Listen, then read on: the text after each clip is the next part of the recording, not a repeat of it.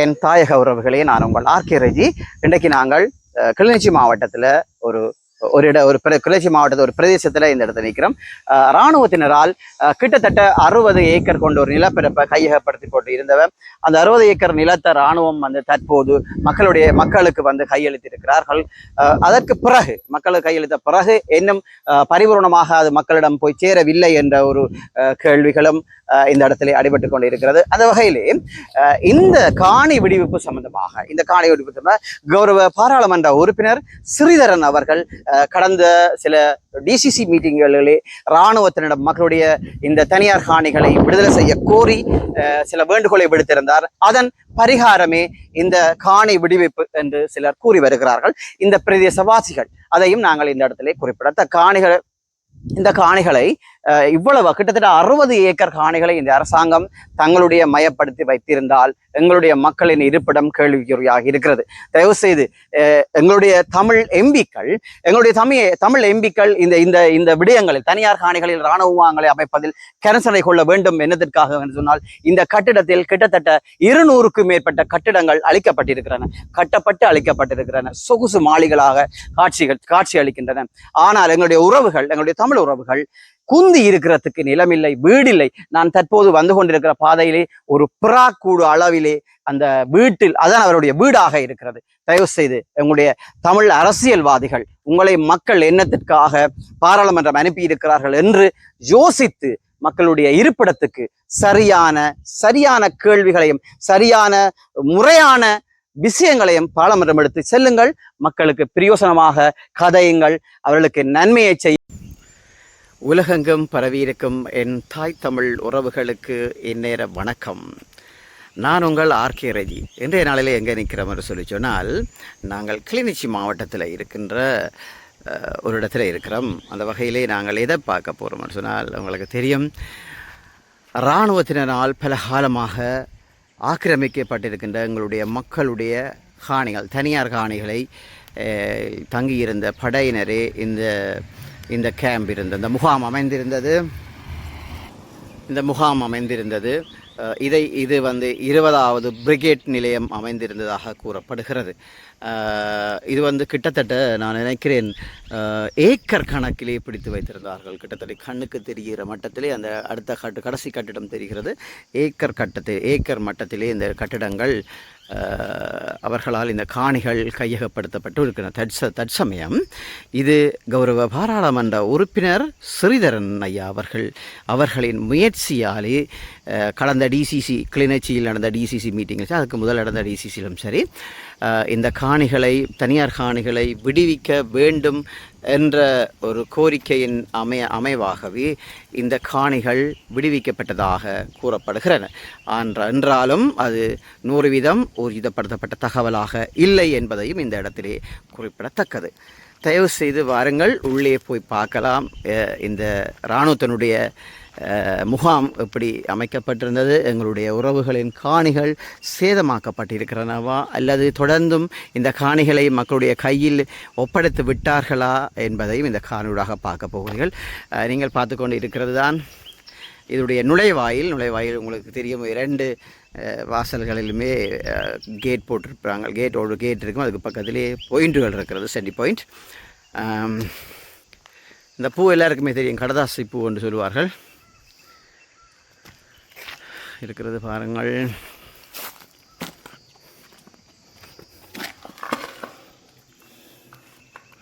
ஒன்றுமே இல்லை. இந்த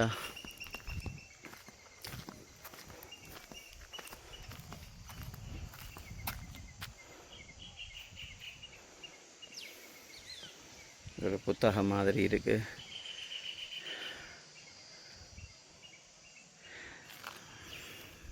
ஓகே, உள்ளே போவோம், என்ன இருக்குன்னு பார்க்கலாம்.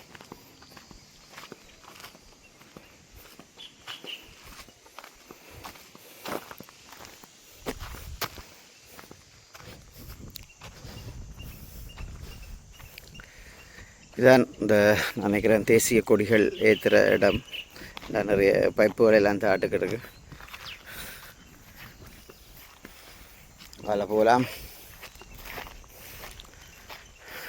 நான் ஏற்கனவே சொல்கிற மாதிரி தான் கூடுதலாக இராணுவத்தினுடைய முகாங்கள் இருக்கிற இடங்களிலே அவர்களுடைய இனம் சார்ந்த மொழி சார்ந்த அவருடைய கடவுளை கும்பிடுவார்கள். கூடுதலாக அதே மாதிரி தான் இந்த இடத்துல இருக்கிறான எல்லாமே உடைக்கப்பட்டு சிதறப்பட்டு இருக்கிறன.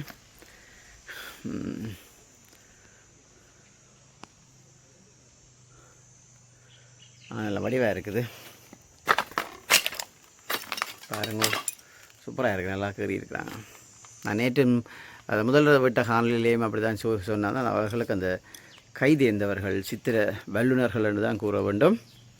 எங்கடையாக்கள் தெரியும் தானே, அவங்க விட்டுட்டு போஞ்சு பாருங்க, கிண்டி எல்லாம் பிரட்டி எடுத்துருக்கான். இந்த அரச மரம் இப்படியே நேராக போனோம்னு சொன்னோம். கிட்டத்தட்ட இது ஏக்கர் கணக்கு தான் பெரும் மணத்தியால கணக்கு செல்லணும். இதை நாங்கள் உங்களுக்கு காட்டுறதுக்கு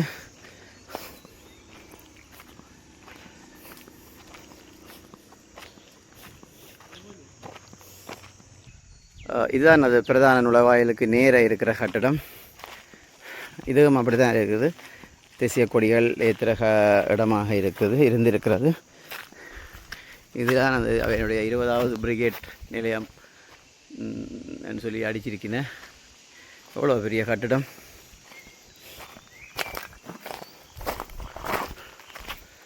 கடவுளே, இவ்வளோ கட்டிடத்தை எங்களுடைய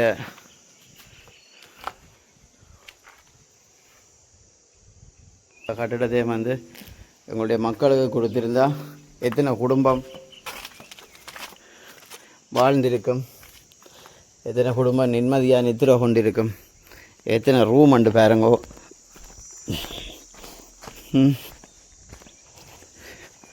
எத்தனை ரூம் இருக்குன்னு பாருங்க, எவ்வளோ இடத்தை பாருங்க. இது நான் வந்ததுக்கு பின்பக்கம் பாருங்க, இதில் ஃபுல்லாக எல்லாம் உடைச்சி இதாண்டி இருக்குன்னு தொங்கலில் இருக்குது பாருங்க. அதெல்லாம் இப்படி இருக்குது. இந்த கட்டிடங்கள் எல்லாத்தையும் சும்மா அப்படி அங்கே மாறி இஞ்ச மாதிரி பாருங்க. எத்தனை கிளாஸ் ரூம் அண்டு பாருங்க,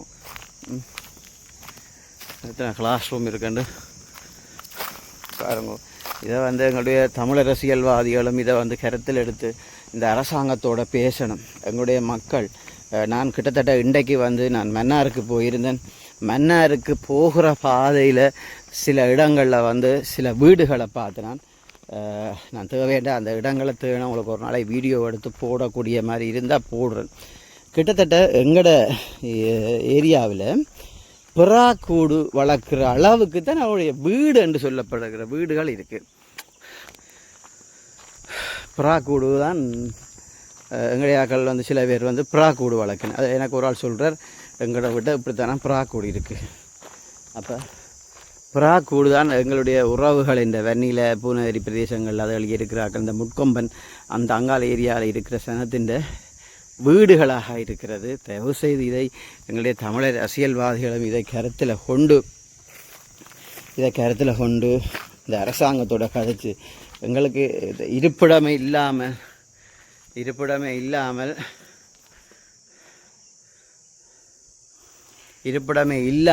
அடிப்படை வசதி இல்லாமல் ஒரு அனாதையாக இருக்கிற எங்களுடைய உறவுகளுக்கு, கூடுதலாக இந்த வீடுகள் இல்லாமல் இருக்கிறவர்களுக்கு ஒரு வீடாவது கட்டி கொடுக்கணும். எங்களுடைய இந்த அரசாங்கத்தை பரிந்துரைக்கணும் கட்டி கொடுக்குறதுக்கு. இங்கே பாருங்க, இவ்வளவு சிலவுகளை, தேவையில்லாத சிலவுகள் இதெல்லாம் போய் இவர்கள் இங்கே இருந்து போட்டு திருப்பி இன்னொரு இடத்துக்கு போயிருப்பார்கள். போனால் அந்த இடத்துலையும் என்ன செய்ய போகிறாங்க, இப்படியான பெரிய பெரிய கட்டிடங்களை கட்டி போட்டு அப்புறம் அதுக்கும் யாருடைய காணி என்றா தெரியல, அந்த காணி விட சொல்லி சொன்னால் அப்புறம் அதையும் உடைச்சி போட்டு போகிறானே. பாருங்க, இப்படியெல்லாம் கட்டி இருந்துருக்காங்க. கிட்டத்தட்ட ஏக்கர் கணக்கு தான் பெறும். என்னாலெல்லாம் இந்த வெயிலுக்களால் எடுக்க முடியாது. கடவுளே, இங்கே பாருங்க,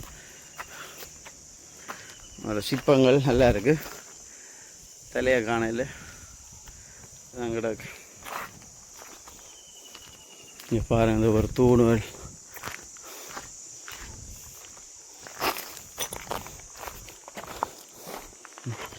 எங்களோட சனத்துக்கெல்லாம் அந்த வீடு அப்படின்டா டாய்லெட்டை எங்கே வசிக்கிற மக்கள் டாய்லெட்டை பார்த்துருக்குங்களோ தெரியல. அப்படியான ஒரு வறுமையில் தான் வாழ்கிறாங்க. தயவு செய்து இதை யாராச்சும் கருத்தில் எடுத்து எங்களுடைய வீடு இல்லாத மக்கள், அடிப்படை வசதி இல்லாதவர்களுக்கு இந்த வசதிகளை பெற்றுக் கொடுத்தால் எங்களுடைய மக்கள் மிகவும் மற்றது அதில் அந்த ஒரு சின்ன வீடு கட்டுறாங்க. அதில் அதில் நான் பார்த்தேன்னா நடு வெயில், எந்த மரமுமே இல்லை. நடு வெயிலுக்கெல்லாம் இருக்கிறாங்க, மரமே இல்லை. அப்பாடி ஒரு நல்ல விஷயம். இதுக்குள்ள நடுவால் தண்ணி வாய்க்கால் ஓடுது. பா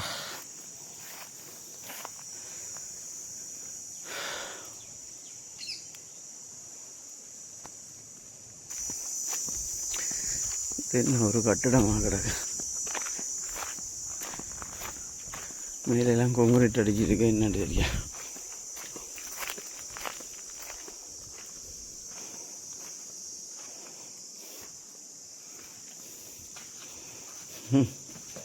குளிக்கிறதுக்கு கட்டிடம் பாருங்கள் எப்படி இருந்திருக்குன்னு. எல்லோரும் வசதி வாய்ப்புகள் சுத்த வர.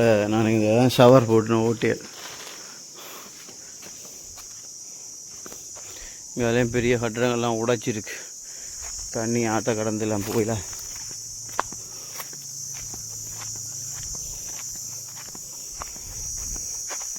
கொஞ்சம் நஞ்ச கட்டிடம் இல்லை, கிட்டத்தட்ட 200க்கும் மேற்பட்ட கட்டிடங்கள் இந்த காணிக்குள்ள இருந்திருக்கு.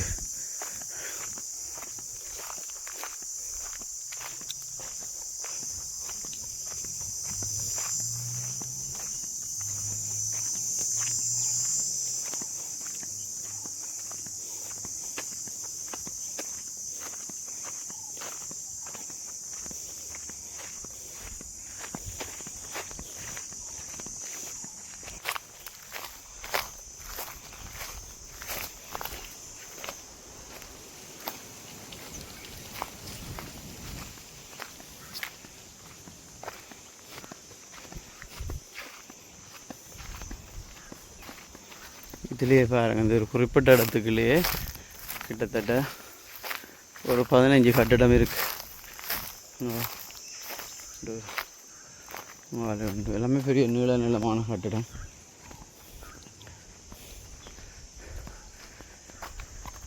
எல்லாமே எதுவெல்லாம் செய்திருக்கிறாங்க, டிசைனாக கட்டிடங்கள்லாம் இருக்குது.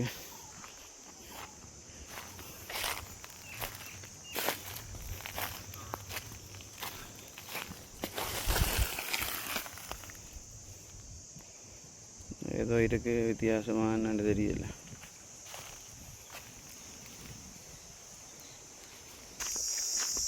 இந்த கட்டிடம் எல்லாம் எப்படி பெரிய கட்டிடம்.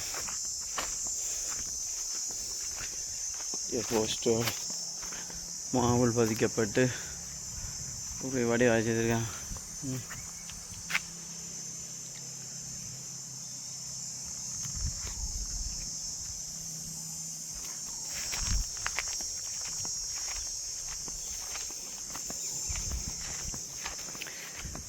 நிறைய தூரம் இது. கிட்டத்தட்ட இந்த இராணுவம் இந்த இடத்த பிடிச்சி வச்சிருந்த இடத்த அப்போ எத்தனை ஆயிரம் பேர், எத்தனை ஆக்களை குடியமர்த்தலாம்.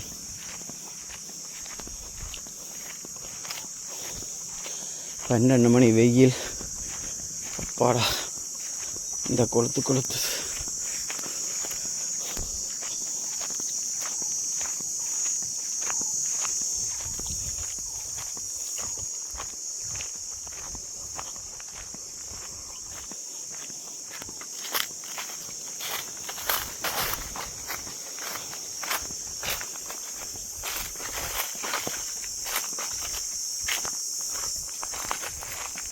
இந்த இடத்த பாருங்க, வித்தியாசமாக கிடக்கு. என்னண்டா ஃபுல்லாகவே இட்டிச்சிருக்கிறாங்க. இந்த கட்டிடத்தை ஃபுல்லாக இட்டிச்சு. அப்படி பாருங்கள், இந்த கிளாஸுகள் எல்லாம் பொட்டிச்சு, நிறைய மாபிள்கள் கிளாஸுகள் எல்லாத்தையும் வச்சு இடித்து அப்படியே விட்டுருக்காங்க. அது ஒரு ஸ்டேஜ் மாதிரி இருக்குது, கீழே பள்ளம் மேலே உயரம். ஏன் இப்படி இப்படியே விட்டுருக்காங்கன்னு தெரியல. எரிச்சிருக்காங்களா, யார் எரிச்சோன்னு தெரியல. இராணுவம் எரிச்சதா இல்லை இங்கே இருக்கிறவங்க யாரும் விஷமத்தில் எரிச்சிட்டு இருப்பாங்க.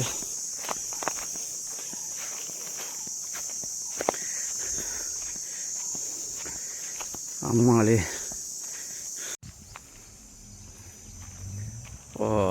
மூங்கில் மரம் வச்சுக்காங்க. அது ஆத்தங்கரை தானே இது. அப்படியே மூங்கில் மரம் அப்படியே வடிவாக இருக்குது.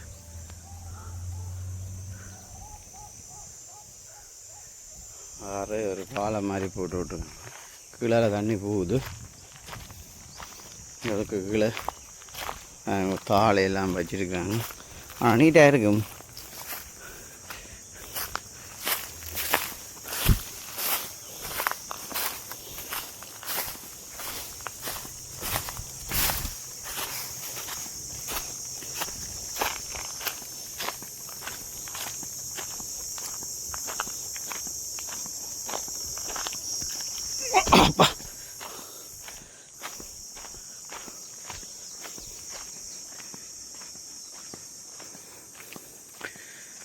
இராணுவத்தின் ஒரு பெரிய ஒரு கட்டிடமாக இது என்னது, அல்லது சொகுசு மாளிகையா, அல்லது உடச்சி போட்டாங்க மாளி. இங்கே பாருங்கள், கிட்டத்தட்ட இது 60 ஏக்கர் காணி. 60 ஏக்கருக்குரிய காணியை வந்து இவங்க கையகப்படுத்தி வச்சுருந்துருக்குறாங்க. பாருங்க, இந்த 60 ஏக்கர்லையும் எத்தனை ஆயிரம் கட்டிடம். இங்கே பாருங்கள், இந்த பெரிய ஒரு சொகுசு மாளிகையா. இது ஏன் பாவிச்சவங்க இந்த சொகுசு மாளிகை இவ்வளவுத்துக்கு இராணுவத்துக்கு என்ன செய்தவங்கன்றே தெரியல. இதுக்குள்ள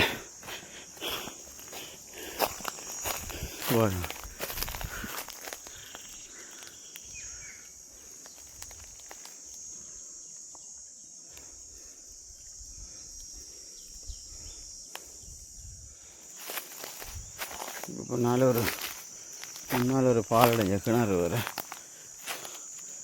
அம்மாடி. இதுக்கேன் பாருங்க, இதுக்கேன் பெரிய ஒரு கட்டிடம் உண்டு. ஃபுல்லாக மூங்கில்கள் வச்சுருக்காங்க. எங்கடியாக்கெல்லாம் ஃபுல்லாக வெட்டி போட்டாங்க. அவங்கள விட்டுட்டு போ, எங்கடியாக்களுக்கு மரத்தை வளர்த்து அதுன்ற நன்மை தெரியாதானே எனக்கு அப்படி கட்டி வச்சுக்காங்க. இது ஒரு பெரிய கட்டுறமெல்லாம் உடைச்சு. சரி, இவங்க கட்டிட்டு போகிறவங்க விட்டுட்டு போனாலும் அவங்களோட சனம் ஏதாச்சும் அந்த காணிக்காரன் பிரயோசனப்படுவான். அதை கூடி விட்டுட்டு போனால் எல்லாம் உடைச்சி செய்து போட்டு போட்டாங்க எல்லாத்தையும். இந்த இராணுவ முகாமுக்குள்ளே ஒரு குட்டி குளத்தை கட்டி வச்சுக்காங்க பாருங்க. இல்லை சுத்த வர பன் மாதிரி அடித்து சம்பெல்லாம் வளர்த்து. இங்கே பாருங்க, சைட்டெல்லாம் ஃபுல்லாக சம்பு, அங்கால முருங்கை, என்ன மூங்கில் குளம், நடு ஒரு பண்டல் அடித்து வச்சுக்காங்க. நல்லா இருக்குது. எனக்கே தெரியலை இதுக்குள்ளால் வந்து இதுக்குள்ளால் போகிறேன்னுண்டு. ஏ கால் போன போக்குறேன். இதால் பாதை போகுது. போவோம், எந்த பக்கம் போகும். இந்த கட்டிடங்களை எல்லாமே உடைச்சிட்டாங்க. ஒன்றும் தேவைக்கு அதை மாதிரி தான் வச்சுருக்காங்க.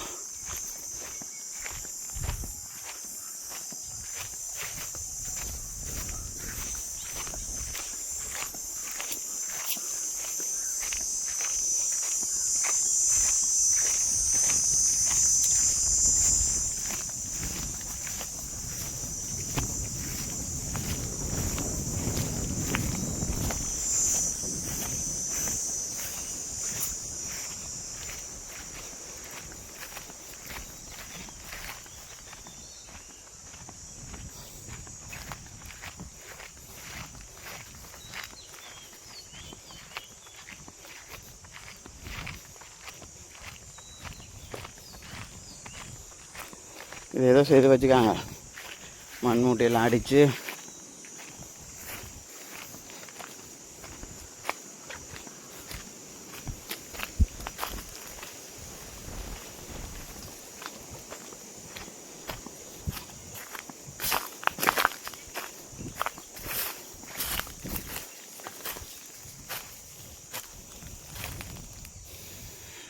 இது வந்து ஒரு காவலரன் மாதிரி இருக்குது. ஃபுல்லாக மண்மூட்டையெல்லாம் அடித்து இந்த கமாண்டஸ் கம்பிகள் இருக்குது. இந்த பாருங்க, ஃபுல்லாக முள்ளு கம்பியால் தான் போட்டிருக்காங்க. இந்த இடம் மட்டும் அப்படியே விட்டுட்டு போயிட்டாங்க. கம்பிகளோட தான் கிடக்கு. என்னென்னு தெரியலை. இதில் மட்டும்தான் அப்படியே ஃபுல்லாக மண்மூட்டை அடிச்சிருக்கு. நானும் போயில்லை. முள்ளு கம்பி இருக்குது, நானும் பார்க்க வந்துட்டேன்.